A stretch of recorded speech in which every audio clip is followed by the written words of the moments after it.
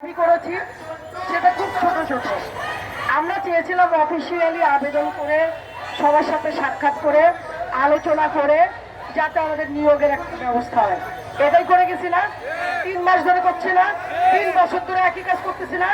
কিন্তু এখন কি হয়েছে, এখন এমন একটা জায়গায় দাঁড়িয়ে আছি যেখানে আর আলোচনার জায়গা নাই, দেখা করার জায়গা আর নাই।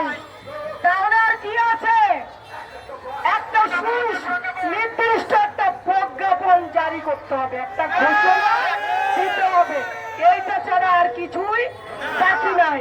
সুতরাং আজকে সুনির্দিষ্ট প্রজ্ঞাপনের জন্য যদি আমাদের মরণপণ লড়াই করতে হয় আমরা করব, কিন্তু প্রজ্ঞাপন জারি না হলে ঘরে ফিরব না। আপনারা প্রস্তুত? সবাই প্রস্তুত?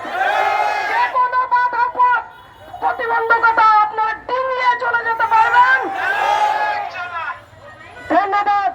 আমরা চাই আজকে এই এত বছরের দীর্ঘ প্রতীক্ষা এবং দীর্ঘদিনে আমাদের যে সর্বশান্ত হয়ে গেছে, আমরা সর্বশান্ত একটা মানুষ কক্সবাজার